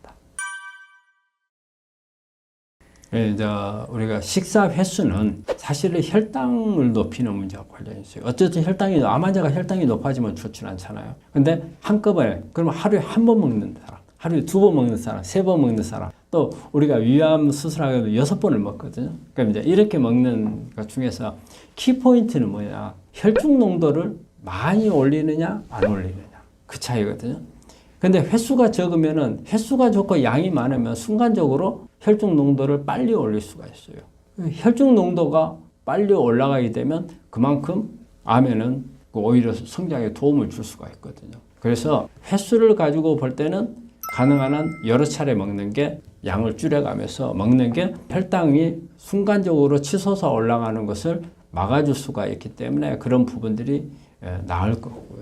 예를 들어 가지고 횟수를 1번 먹는 거, 2번 먹는 거, 3번 먹는 거, 간식으로 또 1번 먹는 거. 그래서 양은 줄이는 게 방법이 좋은데 이제 문제는 어느 때 많이 먹느냐에 따라서 또 효과가 또 달라져요. 그러면 우리가 하루 중에 암 환자들이 가장 좋은 식사 방법이 어떤 데겠어요? 일단은 제일 좋은 거는요. 활동력하고 봐야 돼요. 내가 가장 활동이 많이 할 때는 많이 먹어도 내가 많이 써버릴 수가 있잖아요. 그래서 암세포가 가정을 좀 줄일 수가 있잖아요. 그런 개념으로 따지면 아침, 점심, 저녁 중에서 가장 많이 먹어야 되는 것은 아침이에요. 그래서 말이 그러잖아요. 아침은 정성같이 먹고 점심은 적당히 먹고 저녁은 거지같이 먹어라. 이게 그 서양의 어떤 과학자가 한 말이거든요. 이 말이. 그 오래됐어요. 그 말은. 그런데 지금도 그 말이 어떻게 보면 우리 환자한테 격언처럼 적용할 수 있는 그 말이에요. 아침에 많이 먹으면 우리가 되게 아침에 먹고 나면 가장 활동적일 때가 되거든요. 에너지를 많이 소비할 수 있는데. 그러니까 많이 쓸 수 있는 환경에서 많이 먹어줘야 되잖아요. 그런데 이제 오후쯤 되면은 우리가 이제 오후에 일을 이제 정리하는 단계죠. 그래서 너무 많이 먹을 필요가 없고, 저녁은 먹고 자는 것밖에 없잖아요. 그러면 아예 안 먹어야 되고. 그래서 그 방법 이용을 하는 게 이제 간헐적 단식이잖아요. 간헐적 단식은 뭐예요? 보통 최소 12시간에서 16시간을 하루 중에 굶는 것을 말하거든요. 그래서 저는 가능한 한 16시간 굶을 수 있는 방법이 가장 좋은 걸로 봐요. 그러면 되게 아침 그리고 점심 먹고 저녁을 굶는 게 가장 효과적인 간헐적 단식이거든요. 그래서 이렇게 횟수에 따라서도 우리 암에 조절을 할 수 있는 간헐적 단식이 16시간 이렇게 단식이 되면 우리 암 치료하는데 상당한 효과를 발휘하는 거예요. 그래서 이렇게 횟수를 할 수도 있고, 그 다음에 이제 양을 가지고 이야기를 할 때, 양은 소식, 저는 이제 소식을 하는데, 가능한 한 우리가 소식해야 하는데, 소식도 방법이 있어요. 그래서 이런 상황에 따라서 어떻게 먹는가가 달라질 수 있어요. 그 먹는 방법에 달라진 것만 해도 암을 조절하는데 효과적이냐, 효과적이지 않냐를 우리가 결정할 수 있거든요. 암 환자는 어떤 암이냐에 따라서도 다를 수가 있어요. 위장관 계통의 암은 소화장애가 오죠. 위암이라든지 아니면 이제 대장암 이런 부분들에서 이제 소화 장애가 오기 때문에 소화력을 이렇게 이제 높여줘야 되는 이제 그래서 되게 이제 효소 우리 소화제, 뭐 이담 소화제 이런 부분들을 줘야 되는 경우가 있고 그래서 그런데 이제 항암을 하는 사람들은 소화제 이런 게 부족하기보다는 항암제에 의해서 장 점막이 손상을 와버리는 경우거든요. 그래서 이제 소화력이 떨어지고 오히려 먹기가 여러 가지 오심구토라든지 아니면 복통이라든지 이제 이런 부분들에 의해서 소화 불량이 오는 경우가 있거든요. 그래서 그런 경우에는 이렇게 이제 오심이라든지 구토 작용을 줄여줘야 되는 부분들. 그리고 또 항암제로 인해서 변비 설사가 온단 말이에요. 이래서 입맛이 없어져가지고 못 먹는 사람, 소화 안 되는 사람들. 그러면 이러면 이 변비나 설사를 막아줘야 되는 그런 치료들이 이제 필요하는 경우가 있고. 그리고 또 항암을 하게 되면 농도가 진하거나, 그 다음에 거친 음식, 이런 부분들을 소화가 잘 안 되거든요. 그래서 이런 경우는 음식을 좀 바꿔야죠. 밥을 먹기가 어렵다 그러면 죽으로 바꿔주고, 죽도 어렵다 그러면 미음으로 바꿔주고. 그래서 우리 환자들이 가장 보면은 그 소화 장애 있고 하는 환자들이 제일 즐겨하는 게 우리 한국 사람들은 누룽지인 것 같아요.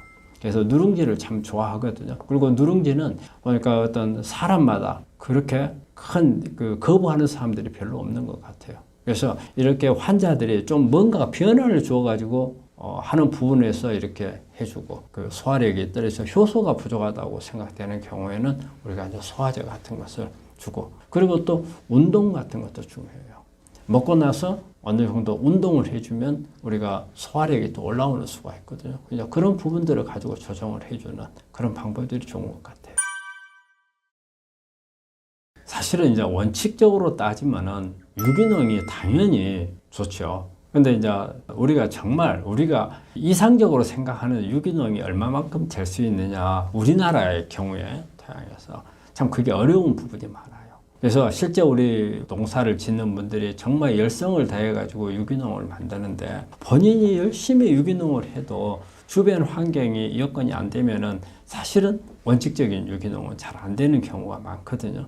그래서 여러 가지 조건들이 많아요. 저도 다는 모르지만 이렇게 보면은 농약이라든지 제초제는 안 써야 된다. 그 다음에 물도 1급수를 써야 된다. 그리고 재배도 경년제 아니면 3년제를 해야 된다. 그 다음에 비닐하우스를 해서는 안 된다. 그리고 주변에 반경 어느 정도 안에는 그런 같은 일반적인 농사를 하는 부분이 없어야 된다. 그 다음에 이제 GMO 같은 이런 씨앗 종류를 써서는 안 된다. 이 외에도 여러 가지 조건들이 많아요. 근데 그런 부분들을 다 맞춰가면서 할 수 있는 유기농이 얼마나 있을 것인가. 그래서 우리가 실제 유기농이라고 나온 것들 중에서도 정말 유기농이 얼마나 되는가 이런 부분들이 좀 한번 생각해 봐야 될 필요가 있거든요. 그런데 우리가 유기농이라고 나오면 일단 가격이 비싸잖아요. 가격이 비싸기 때문에 정말 이 경제력이 좋은 사람들은 유기농을 할 수도 있겠지만 그렇지 못하는 부분도 많이 있거든요. 그래서 우리가 일반적인 개념으로 따져서 너무 유기농을 고집할 그런 부분은 못 된다고 봐요. 경제력이 되고 능력이 있으면 당연히 그렇게 하는 게 좋지만 그렇지 못한 분들이 많기 때문에 그래서 일단은 어떤 농산물이냐에 따라서 농약이 정말 우리가 뭐 식초를 쓴다든지 해서 농약을 제거하는 방법들이 있거든요.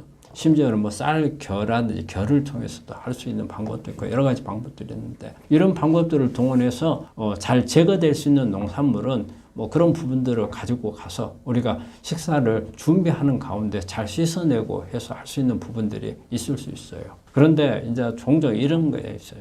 이런 방법을 해가지고 제거하기가 어려운 그 농산물들이 있어요. 흐물흐물한 농산물들 씻어내면 잘못하면은 이게 녹아버리거나 그 다음에 모양이 그 손상을 받아버리는 이런 것들이 있거든요. 그 중에서 예를 들자면 딸기 같은 거 이런 경우는 홈이 많잖아요. 그래서 농약이 끼어 들어갔을 경우에 잘 빠져나오기가 어려운 부분들이 있고 그러니까는 쉽게 우리가 농약을 제거하거나 이렇게 할 수 있는 부분들은 그런 대로 그래서 써서 이렇게 제거하고 쓰는 방법이 있는데 근데 그렇지 못하고 이런 방법을 해서 제거할 수가 없는 것들은 정말 이제 그런 것은 유기농을 해야 될 것 같고 그리고 또 하나는 우리가 이제 GMO 문제에 있어서는 사실 우리나라는 GMO가 사실 참 문제가 많거든요. 근데 우리가 GMO를 직접적으로 우리가 먹는 것은 허가가 안 돼 있어요. 우리나라도. 그런데 어떤 사육하는 동물들이 먹거나 그 다음에 제1차 가공이 아니고 2차 가공까지 하는 경우에서는 GMO가 들어가는 경우가 있거든요. 그래서 GMO가 의심되는 것들은 가능한 한 피해야 되는 그런 부분들이 있거든요. 그래서 우리가 유기농이라는 문제에 있어서는 너무 예민하게 반응하는 것은 조금 좀 쉽지 않다고 생각을 해요. 그리고 우리가 예를 들어서 우리가 농업국이었으면 외국에 있는 그냥 들판에다 이렇게 방목하고 자연스럽게 키울 수 있는 그런 환경이 된다면은 정말 그런 법을 찾아야겠지만 우리나라 지금 우리 현실에서 볼 때는 너무 그렇게 좀 어려운 문제가 될 수도 있기 때문에 저는 농산물을 일단은 우리가 구입을 했을 때 내가 그런 부분들이 있을 수 있다고 생각을 하고 어떻게 이것을 우리 몸에 들어오지 않게끔 이것을 잘 다듬거나 아니면 씻어내거나 그 방법을 오히려 더 연구를 하는 게 더 바람직하지 않나 그렇게 생각합니다. 외식을 할 때 주의할 점은 우리 이제 얘기했어요. 우리 병원에도 이렇게 환자들이 입원을 해 있는데 저희가 이제 저희 병원에서 우리 환자들한테 줄 때도 가능한 한 유기농이라든지 그리고 어떤 그 유해성이 있는 부분들을 피해서 준비를 하고 또 맛을 내는 데 있어서도 조미를 안 쓰고 그리고 환자 입맛에 맞기 위해서 우리가 영양사를 보내가지고 매일 상담을 하고 이런 부분들을 사실은 하거든요. 근데 우리가 이걸 한번 생각하면 우리가 집에서도 몇 개 밥 먹고 나면은 먹기가 싫어지잖아요. 밖에 나가서 먹고 싶고. 그 똑같은 음식을 며칠 먹으면 금방 질리거든요. 그래서 환자분들이 이제 이럴 때 이제 외식을 해요. 외식을 하는데 환자 본인들도 안 좋다는 걸 알고 외식을 할 거예요. 그래서 나름대로는 조심하겠지만 어떤 부분들을 이제 조심해야 되겠는가 보면은 제일 우리가 첫째로 생각할 수 있는 게 조미료죠. 조미료가 인공 조미료가 많이 들어간 경우 이제 이런 부분들이 있고 또 인공 조미료가 여러 가지잖아요. 여러 가지이기 때문에 그래서 어떻게 가공했나. 근데 사실 그거를 알기가 어려워요. 알기가 어려운데 가가지고 식당 가가지고 어떤 조미료 쓰는 거 물어볼 수도 없잖아요.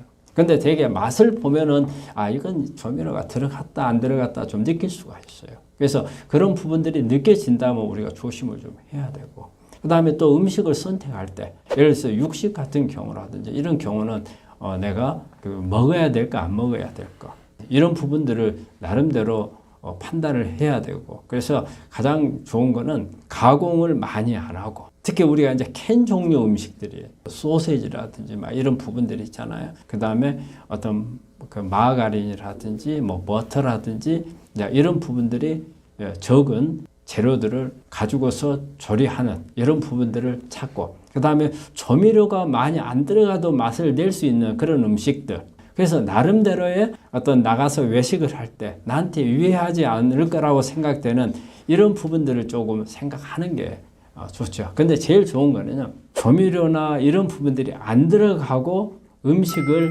만드는 재료를 사용하는 그런 음식을 차지한다고 봐요. 그래서 그게 쉽지 않아요. 그래서 어쩔 수 없이 어쩌다 한 번씩 외식하는 것은 좋지만 그것을 각오를 하셔야 되고 근데 가능하면은 암 환자는 어쨌든 음식이 약이거든요. 그래서 독이 되는 음식이라고 생각되는 부분들을 피해야 된다고 생각합니다.